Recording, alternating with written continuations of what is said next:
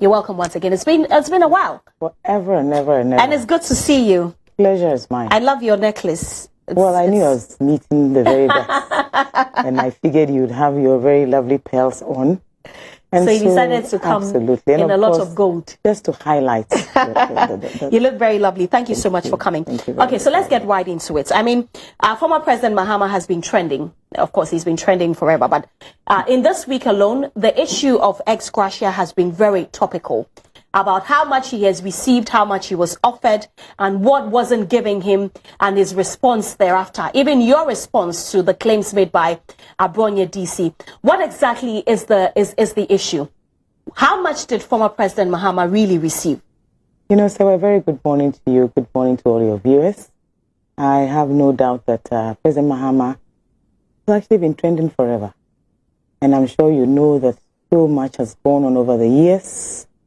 Mostly propaganda, mostly falsehoods, mostly lies. And of course, I'm sure you recall that the conversation that actually led to all these other conversations started off with a post that actually indicated that President Mahama had received in excess of 14 million Ghana cedis at some point, I believe in 2013, and that he had also received up to about 14 million at another point. And you know, I'm surprised that in all of the conversations that discussed, surprisingly, I'm yet to see anybody provide a clear response to whether or not President Mahama received either of these figures. This is a matter of fact, not even a question of law. And I believe that the Office of the Chief of Staff that has been able to release into the public domain very private documents, very confidential documents, without prejudice to the outcomes of these releases, has failed in its bid to discredit or disprove some of the assertions put out there, not just by well-meaning Ghanaians or by us, but of course, even in the aftermath of the conversation with President Mahama himself. Right. But the young man who came out with all of these claims in the first place released a statement after your statement, you know, rubbishing his claims and saying on authority that he insists that the former president got 14 million Ghana cedis in 2013. But as I said, I have seen the former president's bank statements. His account is the Agri Development Bank. I'm sure you are a media person and you can cross-check. And I'm sure you do know that now we know where all those documents are coming from, that if the presidency, led by President Akufo-Addo himself, of course, and the Chief of Staff, because now we do know that they are the ones giving all these documents to all of these sorts of bandits that have been put out there to misbehave. But you see, irrespective, I am waiting for them to respond because we have clearly indicated that President Mahama received a pension, which he receives every month. That President Mahama had many other benefits due him under the recommendations of the Budu-Bwando Committee on Emoluments for former presidents and basically Article 71 office holders. You heard President Mahama very clearly that he does not and has not received one accommodation. He has not received an office and rents an office in cantonments. He has not received any furnishings for that office. He has also not received any payments in respect of his domestic staff, in terms of his help for himself and his family, in terms of many other things. Fuel, for example, is one of the things he is throwing about there. He has not. But in all of this, President Mahama has not received 14 million Ghana cedis or 13 million Ghana cedis from any quarters. How much? We challenge the office to make this public if he has. Okay. How much does former President Mahama receive every month? It's 22,000 and a little above that, which is his pension. Right. That's one. Then as a lump sum, as a ex gratia, he received a one-off payment of about 250,000 and a little. And that was about it. Okay. How does the former president feel about all of these huge figures being thrown around that he received? I'm sure, like all of us, there's no doubt the attempts that are being made. These are very vile attempts being made to literally divert attention from the realities on the ground, from the perceived allegations of corruption, from the untold hardships that people are currently going through, from the raft and litany of allegations of grafts. Above all, Government has failed abysmally. Inflation is at an all-time high, over 17.5%. We were jubilating at the receipt of the $750 million from Afri-Exim Bank and said it was going to stabilize what? The foreign exchange rates, the dollar in particular. None of that has materialized. So I believe the government does need an escape. And of course, whenever they need an escape and they are, pushed to the wall, what do? You start with these lies. Sewa, I think I came into politics probably upwards of about 2006, and I have always maintained that we ought to raise the bar.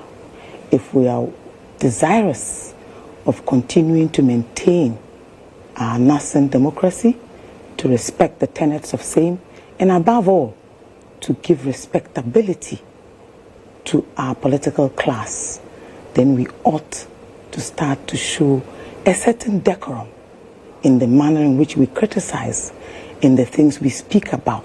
Ask yourself, how would President Akufo-Addo feel that upon leaving office, his successor would spend all the effort, energy, and time at very difficult periods in our political history, berating, denigrating, misleading, doing the unthinkable? I think this is the lowest that we've ever sunk. Is that how the former president feels? Oh, I have no doubt. That he's being denigrated? Oh, of course not. But President Mahama, I think he knows what is going on. He's been in this game for a very long time.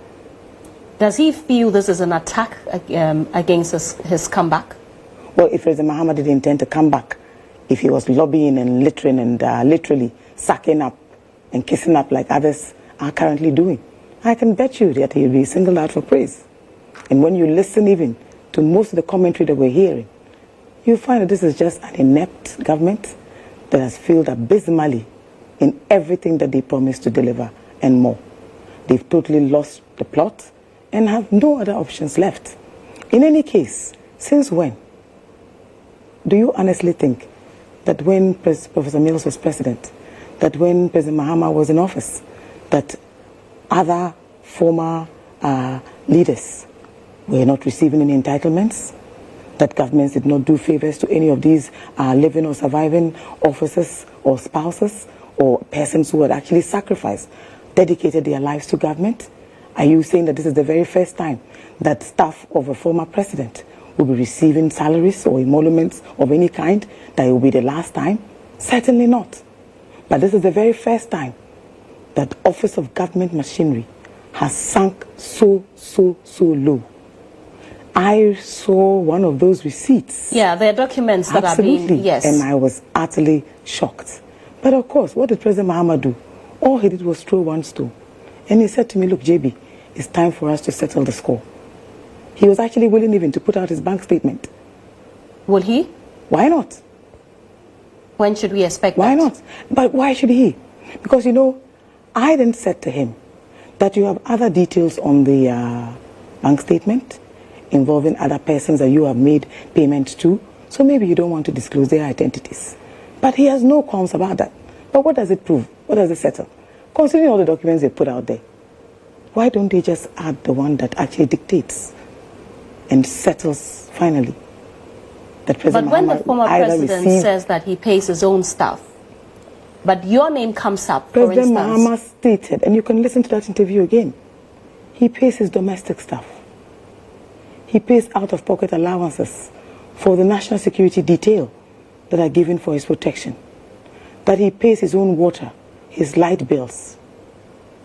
He pays for his domestic as in his household stuff. He lives in his own accommodation. He rents his office.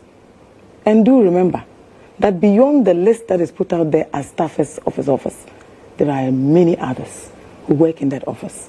At least on a daily basis, in terms of our administrative staff, there's at least 10 of us regularly. And those ones are not paid by the state? Of course not. Remember, President Mahama writes as well. He has an editor, he has a publisher, and all of those people. The state doesn't pay them. So, but the state has given the former president vehicles. How many vehicles? In the whole time he's been out of office, he was given 2 SUVs. They had developed some problems, and they were taken back. And this was somewhere in 2017. And then he received 2, which are meant for the security detail that follow him. Hold on. So let me understand this. These vehicles were taken back in 2017. Absolutely. When did he receive them? He received them, I think, of course, it had to be in 2017, maybe early parts of the year. Yes, because that's when he left office. Absolutely. And those same vehicles developed faults in the same year that he received them? Absolutely. There was something wrong with them initially. And then, of course, if you remember, he was also entitled to accommodation. You know all the stories that greeted that matter. Yes, we'll get to that very shortly. And you know, we have had to put out a 10-point statement. I have seen that as well. What President Mahama has received as against what he has not received. And you know, Sawa, I want all of us to look at this in the context in which the conversation has to take place, without deciding about whether this is about President Mahama or someone else. You understand? Yes, we've lost some of our former presidents and heads of states, but yes, we have former President Kufuor. We also have President John Dramani Mahama. We also have their spouses. If we have reasons to amend, to correct, and look, when we talk about Article 71 office holders, there's a tall list, and I have been undertaking some research on persons who are key beneficiaries of that particular provision of the Constitution. Okay. So we will come to the Article 71 and what the former president said, but let's get back to the vehicles, because of documents have been put out, which I'm sure that you've seen, about the former presidents receiving some Land Cruisers and whatnot. So you say that in 2017, the vehicles developed faults. So all 2 of the SUVs developed faults and it was sent back. Absolutely. And then what happened? Well, we are still waiting. It hasn't been brought back. We're still waiting. But this documents that we have on the screen right now shows a Land Cruiser that was sent to the former president's office. I want you to speak to it. I'm sure that you have seen it. Like I indicated, we have stated very, very categorically, right, that President Mahama clearly stipulated the things that he receives and what he does not receive. But what we have also put out is that President Mahama has not, because in 2017, for example, he was allocated 4 used state vehicles when he left office. So in when? This was in what 2017. He was given 4 vehicles. Yes. And 2 of them SUVs. Okay. And 2 saloon cars. Okay. The 2 SUVs are Land Cruiser GXRS, which were for use by the National Security Detail attached to the former president's residence and office for his protection. These 2 vehicles actually broke down in the year 2018, and the presidency was informed. Interestingly, Akufo-Addo and Bawumia have refused to replace them. And funny enough, after the outcome of the petition of 2020, that is the election petition, the former president actually had to buy 2 vehicles for his national security detail. Because you know how those vehicles are used. You know the number of trips he makes even in any normal week or month for that matter. And certainly, fuel and maintenance are a key component of those benefits that he's entitled to. And he has never received it? Never. Since 2017? Never. You see, we also have to remember that a few weeks ago, because I'm sure knowing what they intended to start off with, government actually offered President Mahama 2 new saloon vehicles. Okay. But of course, President Mahama said to them that he had all those ones that he was using, which were actually used even in 2017, and that he was actually quite happy to continue to use them, that there was really no need for them to be replaced. You know, President Mahama has never been a human being who thrives so much on material things, and I'm sure we all know that about him. Not in terms of vehicles, not in terms of cars, and certainly is not enamored by them. You know, even as a private individual, I'm sure that at this level, whatever vehicle President Mahama actually wants to drive, there are people of lesser, dispensations who drive better vehicles. And I don't think that is even a subject matter we should be having. Take it that we didn't even have an emoluments committee, that nothing was actually even, provided to any of these persons in that category. So, Joyce, in 2021, the former president received an SUV. No. I mean, from the dates, from the document that I have seen making the rounds, the office of the president, the acting head of transport and logistics, gives the date of 2021 as the allocation of official vehicle, and the white, that's it on the screen there. White, I believe it's a Land Cruiser. One SUV, one pickup. In 2021. Absolutely. And that is there. And that is there. So the vehicles have been given to him, but they haven't been fueled. They are not serviced. Absolutely. And he's entitled to those ones. Okay. Okay, so how do you personally feel about the information that have been put out about, how much you are paid and that of your other colleagues? I am utterly disappointed, but not surprised. Like I said earlier, these are just diversionary tactics, and I believe that I received enormous empathy from many people, and many others have also.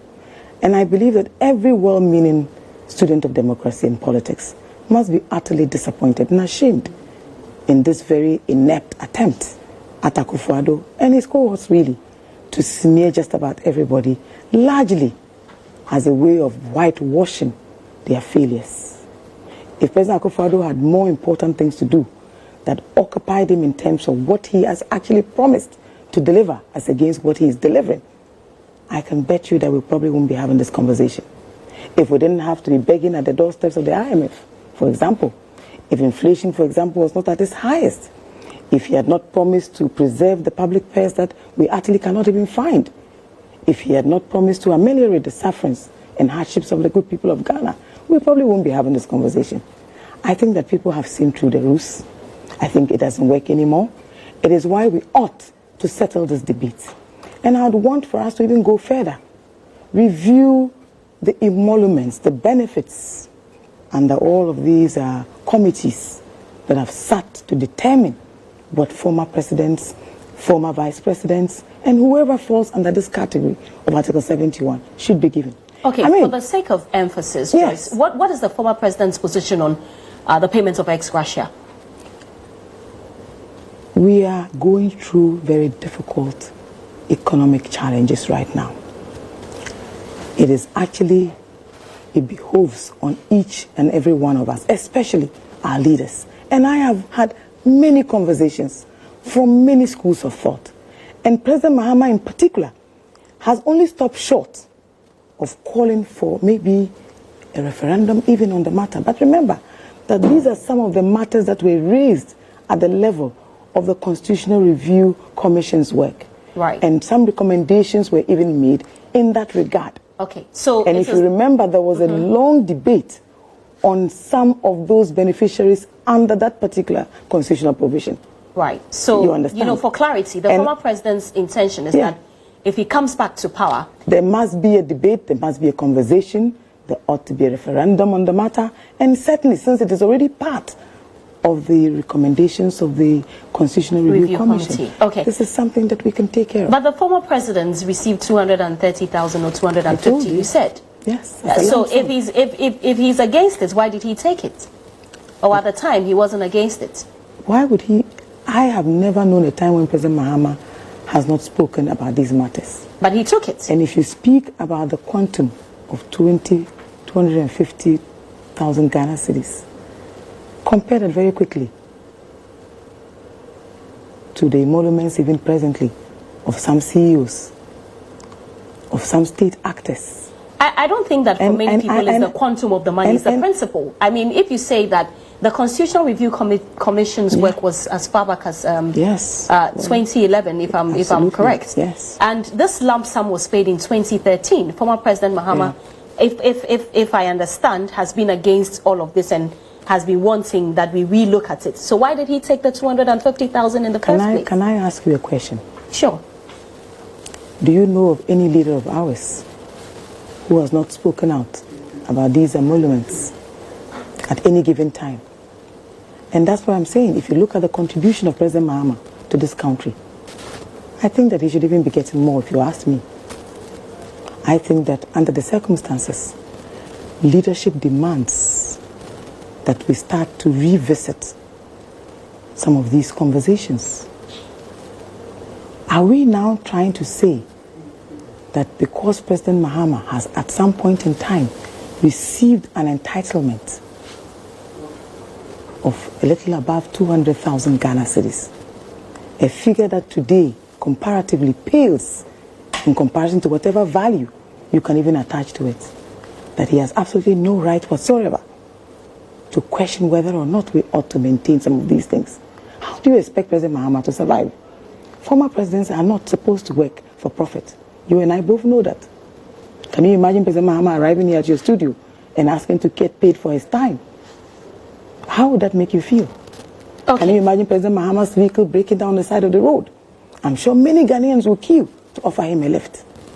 You see, I think we ought not to err on the side of government's ineptitude, government's disappointing performance, and the burden of probabilities ought to be on the foot of those in power.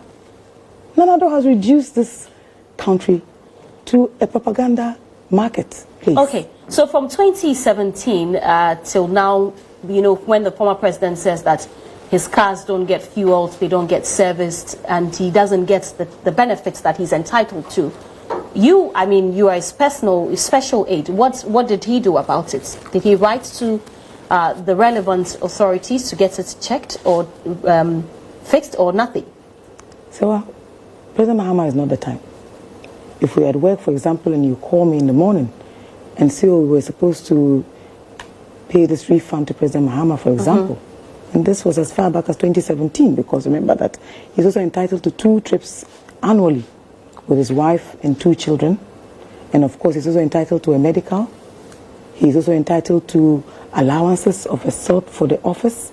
He doesn't receive any of these things. Have you seen in all the litany of documents that have been put out there by government actors who have probably no jobs to do, nothing to occupy them, that receive huge sums of money as office of government machinery, paid by the taxpayers' money, who spend all their time doing propaganda, raining abuse, and doing all the things that will certainly not improve the lives of Ghanaians, that will not actually improve the exchange rates that we have currently, that will certainly not put food on the tables of those who have no food to eat, and certainly will not even bring any respectability to our democracy. Look, I have known President Mahama personally probably for all of my life on this earth, and most of the things that concern many people certainly don't occupy his time at all, and none of it is materialistic.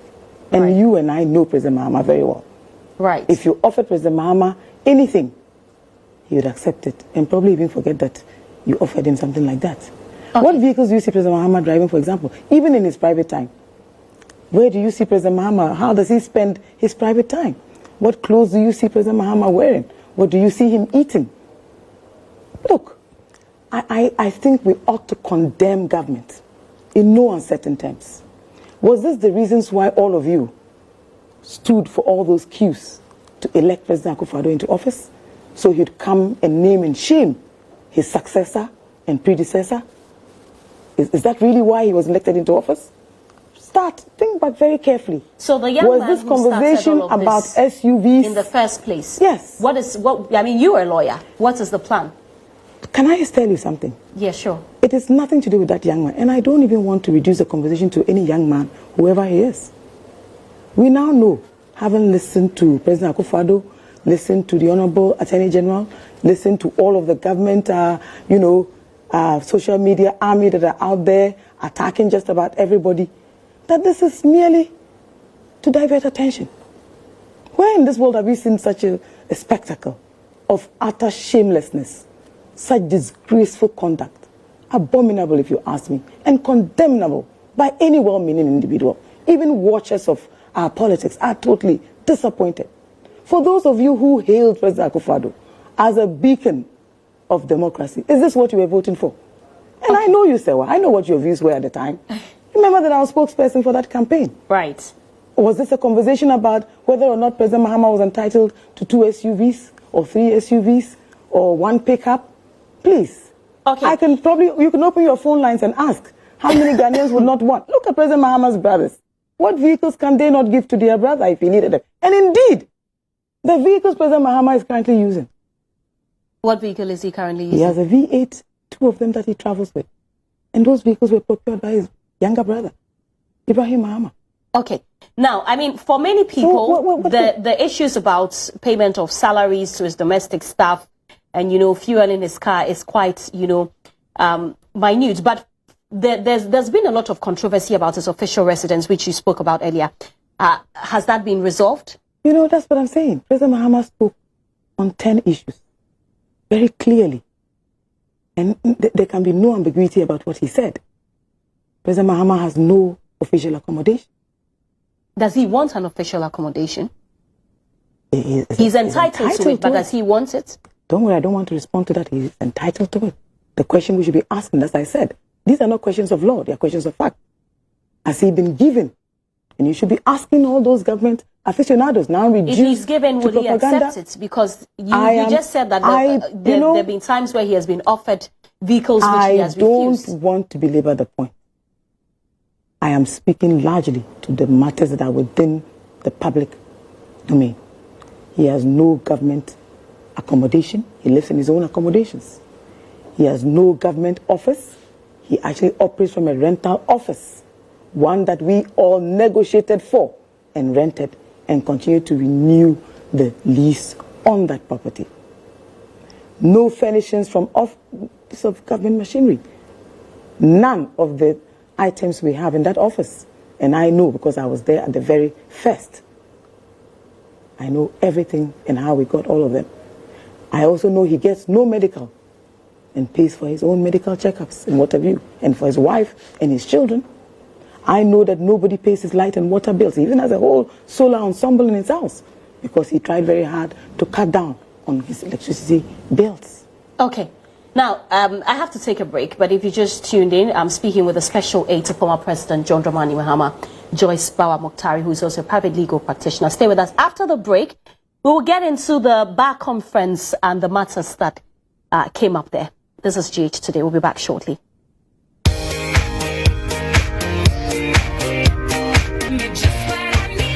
Yeah, welcome back to the show. This is GH Today. I am Sewami here. Now, worry less about transporting yourself or your loved ones with mobility issues to and from medical facilities because Medical Taxi is here to help.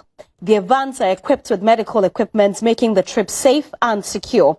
Their rides include wheelchair and stretcher-assisted transport, outpatient transport service, physiotherapy and rehabilitation transfers, laboratory and medical imaging appointment transportation. So, book a ride for your medical appointment by calling them on 030-252-6810 or 0246-945-697 or 0266-656-466. Or you can download the Medical Taxi Ghana app from their website www.medical.taxi or download it from the Google Play Store or the App Store.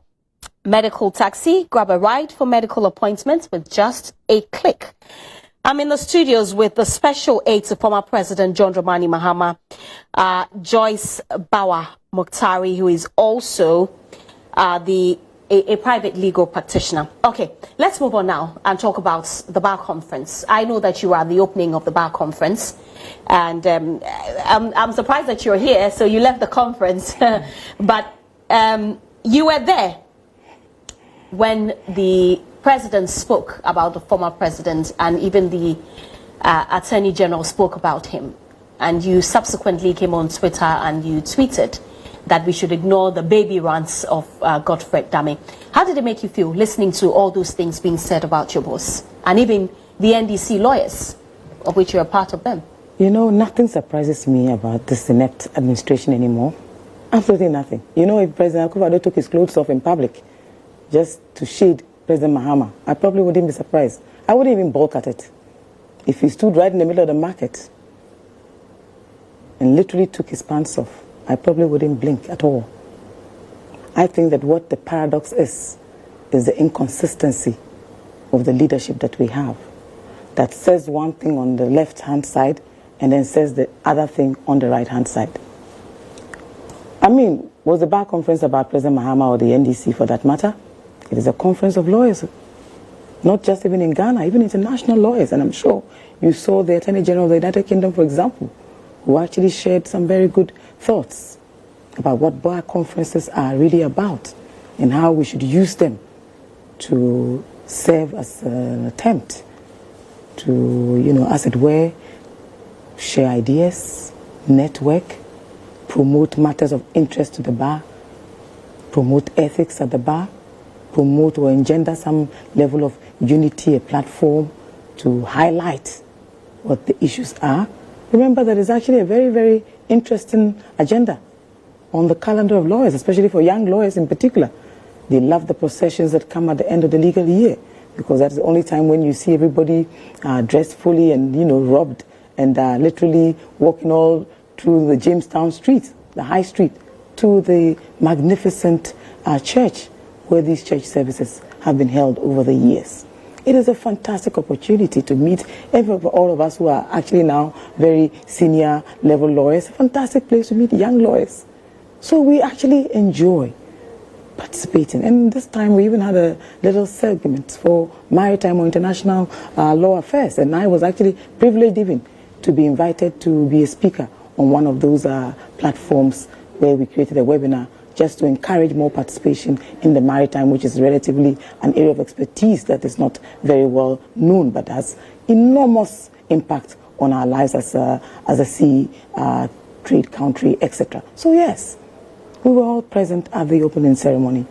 And to my utter surprise, it was almost like a choreography of shades, as we call them, of insults, of a certain attempt, literally, to lash out, basically. But what were we lashing out at and for? That the economy we promised to deliver has failed, that the factories we promised to deliver have failed, and shamefully, I found out that yesterday, the E-block in Aflao was commissioned by President Akufo-Addo. I mean, this is duplicity of the wrong kind. A flawed and warped sort of logic, really. We listened to him and what he said to the Aflao chief when he dared to ask for that project to be completed to serve the good people of Aflao. But I will celebrate today President Mahama's vision for this country. And I say in all humility that President Mahama had very good plans for Ghana. Okay, so your problem is not about the AG's, firing back at the former president, but the forum which was used? What was it that President Mahama said? Have we interrogated in the context of whatever responses they thought they were giving what President Mahama said? Have we thought very carefully about what he said? Have we tried to contextualize, whether situating it in law, in our freedoms in terms of our press and media freedoms within the 1992 Constitution? Have we looked at it in comparison, made any parallels or drawn parallels between what other actors have said or continue to say? Did President Mahama or any of us offer the CDD Afrobarometer report regarding cost of doing business at the courts, regarding bias and prejudice and allegations of seeming corruption? Did we author those documents? Did we actually invite and present a speech to the Honorable Kandapa, Minister of National Security, when he addressed judges recently? Did we on any occasion call a ruling of the Supreme Court a perverse ruling? Have you actually interrogated what the word perverse connotes? These were President Akufo-Addo's words as far back as 2013. In all of our history, where have you known a candidate of any political party who has so denigrated public institutions or the office of president? I'm sure you recall that late Professor Mills was described by Akufo-Addo as Professor Doolittle. Was that a compliment, might I ask? And so for President Mahama to meet NDC lawyers, for example, and I mean, when it comes to the law, I'm sure all you students of politics and law know that we write the same exams. We are expected to pass with the same credits. You understand? All through the years, nothing about that institution has changed, basically, irrespective. Are we then saying that just because he was addressing lawyers who are aligned to the NDC and made comments in that context, that we should create and afford ourselves an opportunity, such as the Bar Conference. And listen carefully. I'm not sure that A.G. Dami thought about what he read.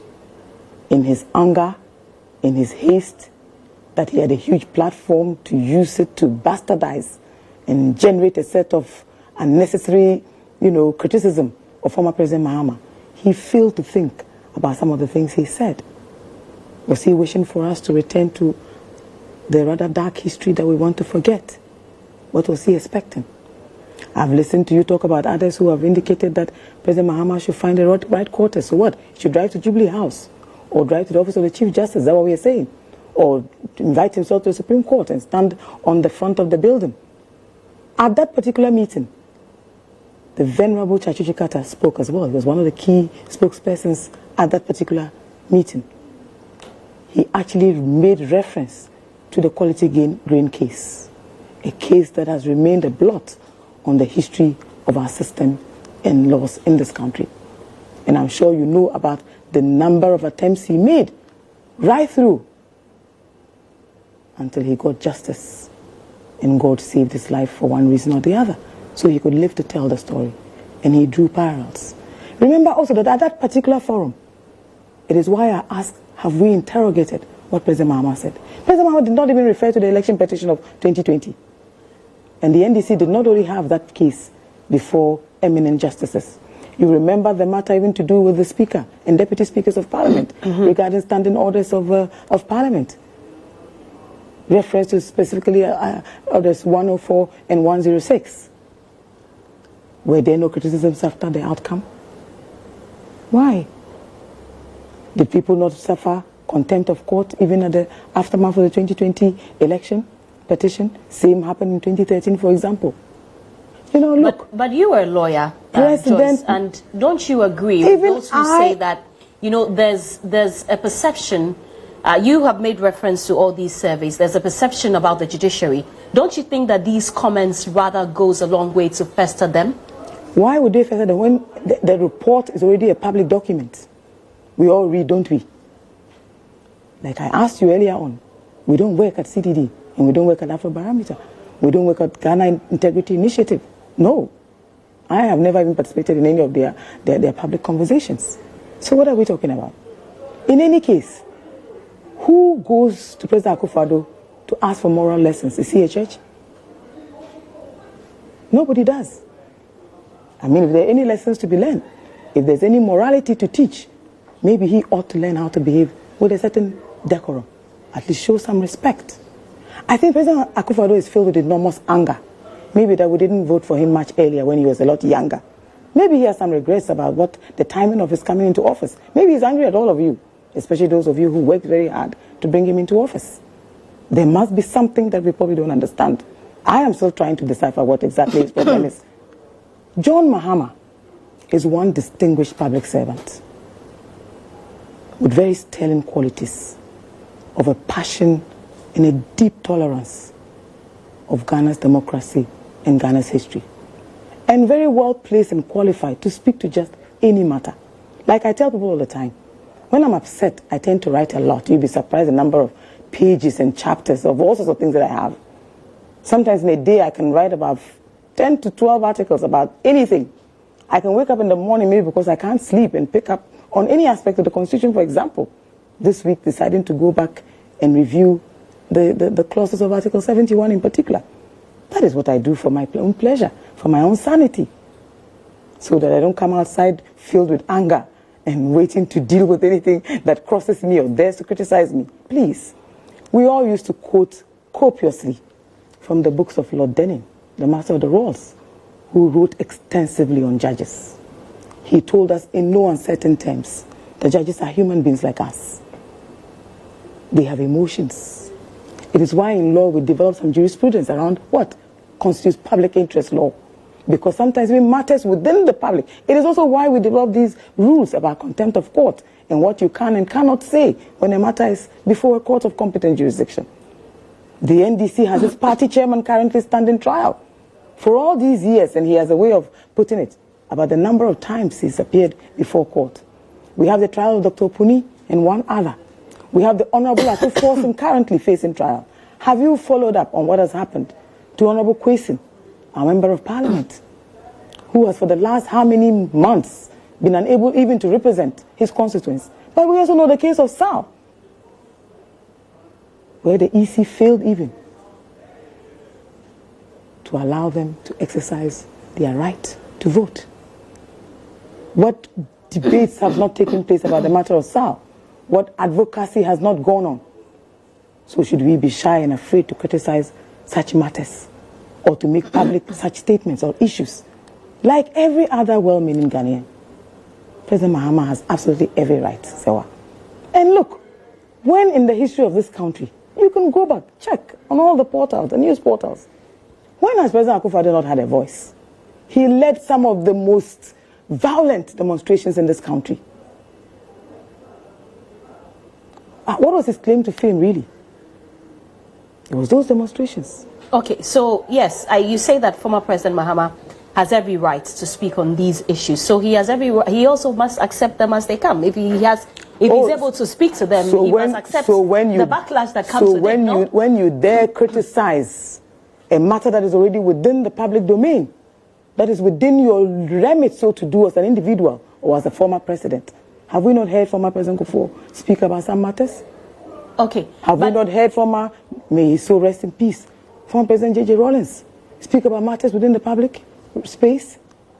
Will President Mahama be the only person? Have we not heard Otumfuo or Setutu speak about these matters? Okay. I mean, you say that these things should not even have been said at the bar conference, but I'm sure that you have heard the PRO for the Bar Association justify why the AG had to use that forum to address these concerns about the judiciary. With all due respect and without any fear of contradiction, right? If the Bar Association were as independent as it ought to be, we probably won't be having this conversation. You're a member of the bars. But they are not independent. They are not objective as I expect them to be. Why? The bar has gone to court. Have they always been like this? The bar has had occasion even to sue attorney generals in the past. Have they always? Has the bar always been like this? I don't want to make pronouncements on what the bar does or does not do. But you say they are not independent. They cannot possibly be. If they were, I don't think that the speeches would be as synchronized as they sounded. There would be some differences. They may be very different views. And that's what I'm asking, that since you have been a lawyer, you've been a lawyer for how many years, Joyce? Well, now you're putting me to strict proof. No. So I'm just asking, that, you say that the bar is not independent. For at least over 20 years. Over 20 years. Yes. So in all your 20 years of practice, has the bar always not been independent? You see, I don't want to make a pronouncement on whether or not the bar is as independent as they should be or ought to be. Because if they were as independent as they expected them to be, then they would be welcoming. They would welcome even more criticism that will help us probably put our house in order. Let me say one thing. If, for example, President Mahama spoke to NDC lawyers about a particular conversation, and you heard many stories, there is currently a young lawyer who was murdered. Yes. He's a member of the bar, or he was a member of the bar. There was a time in the Ashanti region where bandits of this administration, known as Delta Forces, attacked a certain High Court judge. They're still free men. You heard about the Ayawaso Wagon, for example, the Commission of Inquiry. Where are all those recommendations? And I'm sure you saw the government white paper. Did we not have the Bar Association in this country? So why? When Kandapa made those comments, the Bar Association was not present. And they didn't even see it fit that even for a fair assessment, a good balance, that they should even have highlighted some of the comments made by the Honorable Kandapa. That they saw no reason even to make reference to the Chief Justice's own comments at the Commonwealth Magistrates Conference.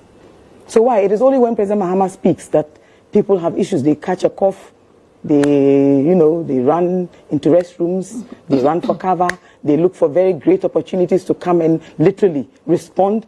Why? Couldn't government have just put out a statement in response?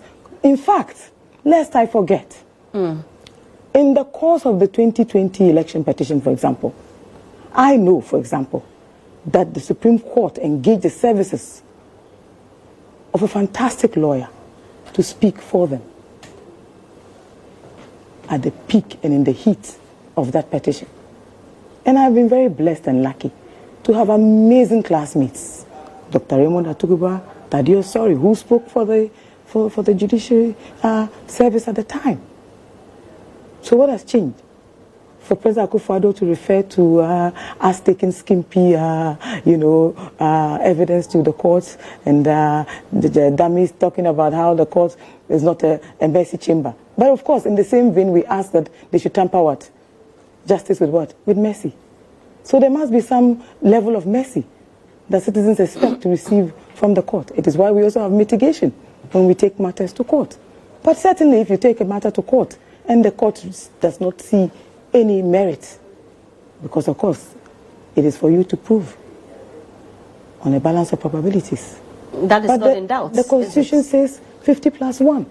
So what do you care what my numbers are for overvoting, for example? What do you care what my numbers are for padding the voters register, for example? Look, it does not lie in anybody's mouth to determine what any individual chooses to take to court, for example. But it is within the remit of the Supreme Court to decide whether or not they are convinced or otherwise. It does not lie in anyone's mouth, but with my little knowledge, the onus is on the person who is alleging. But it is not for the president to speak for the judiciary at this time, or the Supreme Court for that matter. So and it's also not for the Attorney General to do so. Because the judges didn't speak. But the judges have ruled, Sewa. What goes beyond the ruling? The ruling is a matter of public record. Okay. And why? Do you always go to court to win? Sometimes you would lose. What's the big deal? And we've lost many cases. Start. Okay. You understand? And like I said, we have many cases too currently before court. Please go and check. As far as Pusiga, in the Savannah region, in the northern region, many cases. Let's move on. Let's move on and talk about Aisha Huang and our fight against Galamsey. Does her return surprise you? No. You see, I've told you, Sewa. Sometimes we are all nitpicking, and maybe that probably doesn't help the conversation much. Why should this even be a matter that the president singles out to give directives on, or to his AG4? We are living in a very political economy, right? There's no sense of logic, no sense of reasoning. You dare not criticize what is wrong or what is right. We've all tried very hard to become praise singers, for example. You either lap out President Akufo-Addo and his cohorts, or look, I have a very, very interesting perspective that this particular Akufo-Addo-led administration certainly does not reflect even the MPP that we used to know, the MPP of yesteryear. And there are great MPP individuals who will tell you just what I'm saying. So, like everything else, I put my job on the line for Galamsey. It failed. I've put my life on the line for corruption. I'll use the Anas principle. It has failed. I was certainly going to go out there and make sure that if you want to make money, not under my watch. Where are all those who've made so much money under his watch? Even the finance minister has admitted that his company alone made 159 million on his watch. What has happened to them? What has happened to the rafts, PPA, cash for seats, name it. And yet the president still carries our money and goes and rents very high and expensive, luxurious jets. And I'm sure we've been following the conversations as we've gone along. Total waste. Galamsey. When we left office, I remember President Mahama, it was one of the first things when that unfortunate incident happened where Major Mahama, the young military officer, was lynched, left his very young wife and family. My heart goes out to them each time I hear that word mentioned. Sad as that incident was, how have we repaid him for giving his life to save our environment?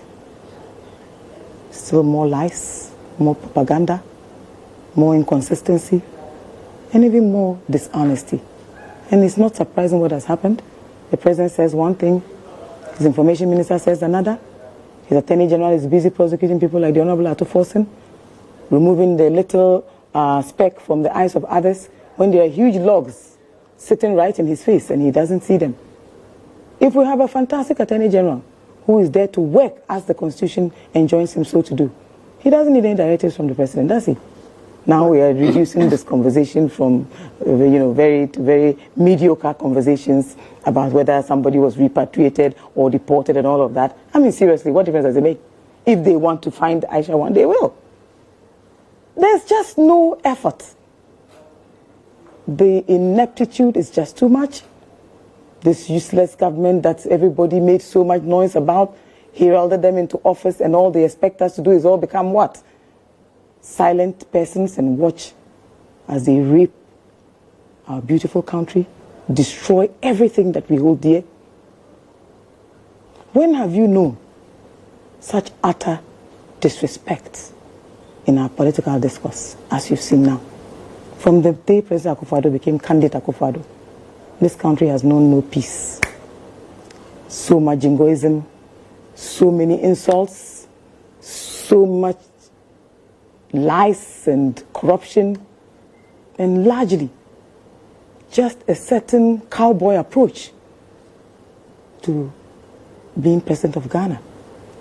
But doesn't her rearrest and the comments made by the president at the bar conference and that of the AG, give us some hope that at least the president is still committed to the fight against the I have no hope whatsoever that President Akufo-Addo means any of the things that he says. There is a whole raft of them. Like I said, you can't finish. Like I said, when the Bar Association was actually taking action, I remember them going after attorney generals. You can check the law reports. There are many cases. When they disagreed with matters, they went straight to court. They issued also statements. They even had times when they called press conferences, for example. You understand? I know, for example, that I listened even to the president of the bar. He probably made passing reference to some of these issues. But listen to what A.G. Dami said. And listen to what President Akufo-Addo said. Does this not tell you that these are not people who even intend to govern? Because they probably don't even know how to govern. The President Akufo-Addo does not know. Look, in the United Kingdom presently, they've gone and elected a prime minister that everybody will tell you has no name recognition, who came into office when she was not even that popular an individual, even in that administration. Have you heard anybody berating her or putting her on the table and literally calling her names like our president does? I think it is such a shame that we have reduced governance to what it is today. They can float whatever they want. They can share anything that they want. In fact, they can even share the plagiarized speech that he read, full of promises that were all fake and full of falsehoods and lies. They never intended to govern this country. It was a scam from the start. It is why suddenly the scales have fallen off. And when the gloves are off, what do? You find the line of least resistance. And President Mahama simply throws one thing out there, something that everybody has said, even people on the streets of Accra have said. And then suddenly all hell breaks loose and spend the whole time. The money that they pay staffers or whatever they offer President Mahama, it's not Akufo-Addo's money. It's not from his bank account.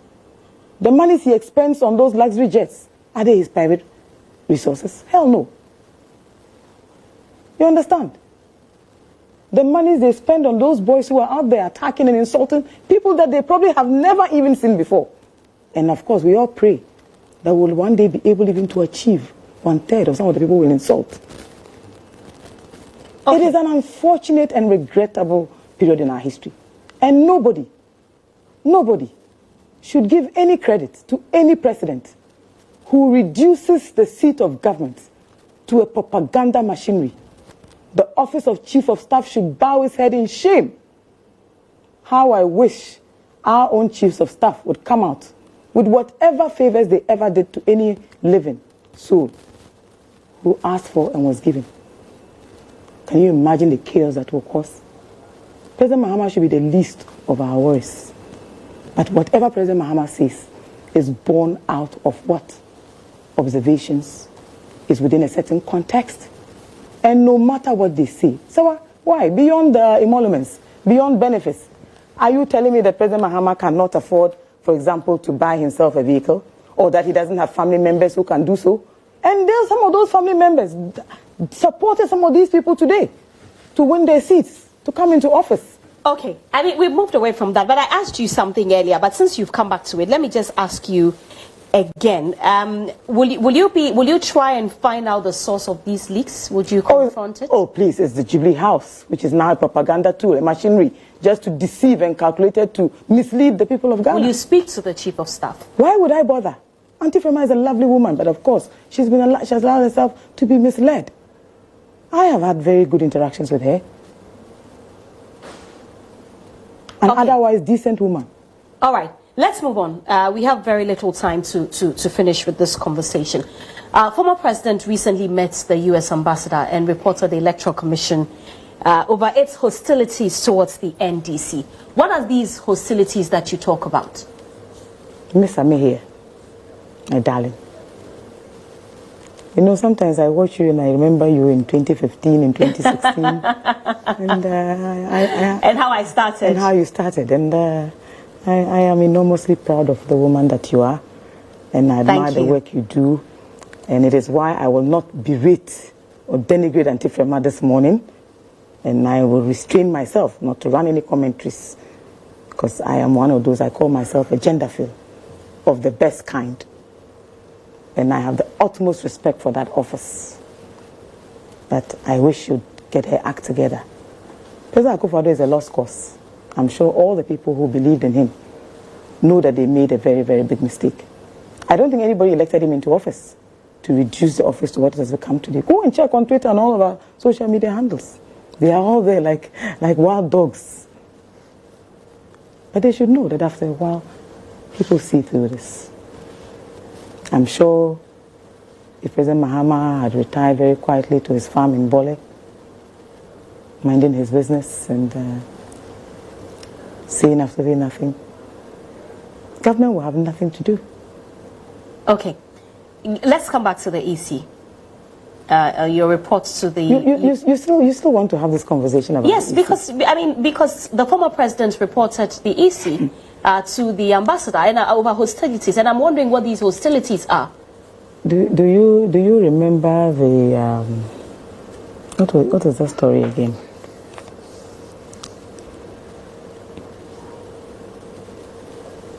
When we took those two foreign Guantanamo Bay. Right. Yes, I do. Absolutely. Into this country, you recall? Yes. Do you remember the time we were told then that then candidate Akufo-Addo had been consulted? Do you remember? Yes. Do you recall what he did immediately after? Even irrespective of those consultations with him? Because at the time he was obviously the flag bearer of the New Patriotic Party. I'm sure you remember. The Guantanamo 2. The opprobrium that it generated. We had men in cassocks. I remember one who even screamed about how he couldn't sleep with his wife, knowing that those two were here in this country. So, with hindsight, who was the candidate who threatened the most to sack, to remove at all costs? Then EC Chair, Madame Charlotte Osei. Remember all the press conferences after each meeting with the Electoral Commission? The threats, the attacks, the vitriol. Suddenly the shoe is on the other foot. And we are all being told to fold our arms in between our legs and watch as our master rules over us. The king is naked and doesn't even realize it. Like I said, if President Akufo-Addo undressed in the middle of the market, I probably wouldn't even blink. Okay, I see that you don't want to talk about the EC, which is okay, but you know, these reports... is to do with the EC. It's a matter of public record, like I said. When we talk about the EC, you and I both know, and I'm sure you follow the discourse even in the newspapers. Whether you have a Ghana card or not, whether you were a new registered a new voter or not, whether or not the IPAC is working, whether or not the NDC is friendly towards the EC, whether or not all of that notwithstanding. Have you heard some of the commissioners, the public pronouncements that they make, the tone in which they speak? So I've been here with you. You've asked me some very, excuse my French, almost very annoying questions, like the question about how many vehicles President Mahama had been given, for example. It irritates me so much that sometimes I even have to try and get my thoughts together. What is a vehicle to President Mahama, whether SUV or not? And to what end? Floating all those papers from the Office of the Chief of Staff. Utterly shameful and disgraceful, and must be condemned in no uncertain terms. Right. And remember that the EC is sponsored largely by taxpayers' money, by donor funds, that Ghana is trade partners with many of these countries that operate here, that the diplomatic community is actually anxious about happenings in and around the EC. We were here when the EC went and formed what? A group of what? Was it advisors or an advisory council? You remember? Outside of IPAC. Was that something that they had consulted all political parties with? Okay. Go and check some of the persons that we are even registering today as leaders of political parties. The very latest, they have satisfied the very latest laws. News coming from the Electoral Commission is that they are working on phasing out the guarantor system, and that is contained in a CI that they want to lay in Parliament when the House resumes. Your thoughts on that? I listened to the Honourable Leader of the Minority, the Honourable Haruna Idrisu. I listened to quite a number of people, and of course the former Commissioner, the Venerable Afarijan, has spoken on this matter. You see, whatever happens, the New Patriotic Party, led by Akufo-Addo or whoever it is that becomes their flag bearer, will not be in office forever. They will leave. No matter what. You understand? Whatever the EC does or does not do, the minority in Parliament is ready and willing to deal with these matters that are within their remit so to do. They have every right even to go to court, for example. Hopefully, that's if they choose to do so. Okay. We have to go, but I beg my producer to give me 2 minutes to ask you these two questions before we go. On the state of the economy, the former president has been speaking extensively on the state of the economy and how mismanagement has brought us here. But I'm sure that you have listened to the IMF boss who says that COVID-19 and the Russian-Ukraine war are the main contributory factors to the state that we find ourselves in. To her utter embarrassment, to her utter shame, nobody received those comments, and they were treated with the contempt that they deserved. The reality is what people feel. You and I cannot define hardship for the person who lives it and feels it. Do you understand? Same way with the IMF. What is their business with what the causes are? They should decide whether they're giving Ghana the money or not. That is all that she should be interested in. Ghana is the state party to the IMF. In any case, who bastardized the IMF really? You people should be asking. Were we never, ever, we're never, ever going to return to the IMF? We were going to take Ghana out of the IMF. We were eating wachi and celebrating, and you were all hailing them for all of that. How have we arrived here? Okay. Now, the former president, John Dramani Mahama, is definitely coming back 2024, no? Why ever not? 2023, I mean. Why ever not? Okay. Is he open to competition for the flag bearership slot? When has he not been open to competition of any kind? And of course, President Mahama did not find canes and whips and platforms such as the Bar Conference to go smacking everybody who dared to criticize him. Maybe he should have. Because maybe then we would all have sat up probably even better. Why does the former president want to come back? Why ever not? It's an open competition. He thinks he has something still to offer Ghanaians. He's strong enough. He led a country in a certain visionary manner. He had a clear idea about what we needed. But of course, I think that maybe he probably lived a bit too soon and people probably didn't appreciate what he was offering. I think we are all better and we are all well apprised. I ask you this question because, Joyce, I mean, there are people, when you go on social media, there are people indeed who talk about the state of the economy that we are in and are very unhappy about President Akufo-Addo's administration. But there are people who also say that, but then again, former President Mahama is not the alternative. Well, there will always be many schools of thought. I don't expect everybody to be a huge fan of President Mahama, but I'm sure that judging by what happened in 2020, for example, judging by the outcome of that election, I believe that people are convinced that when you put even on the balance, on the scale of probabilities, President Mahama has great intentions for Ghana. I think that is the way I see it. You can ask some of your friends within the media fraternity, for example. Ask some of the judges and the lawyers who probably now have been so cowed and can no longer speak and cannot even find their voices, for example. Check all the media people whose sleeping places have been changed because they dared to criticize. You watched yesterday, even the president in his own personal interview, arranged for him by his own information minister. Look at the slips and look at all the attempts. And I'm surprised that nobody is even taking him up on that. But of course, when he goes out there and disrespects his predecessor, we are all happy and ready to go out there and hail it. Have we become a society that thrives on insults and rudeness? No, we are not. This is not what our parents taught us. You know, I am a product of a very disciplined background. Very disciplined. And it is why I am extremely careful also about the things I say. But President Mahama is one fantastic individual. Humble, affable, tolerant in a way that few people can imagine. And I have had time to ask him, how do you do it? Okay. Thank you so much for coming on the show. Joyce Bawa-Muktari is a private legal practitioner and the special aide to former President John Dramani Mahama. Thank you so much for coming on the show. Stay with us. After the break, we have very interesting conversations also coming up. Don't miss it.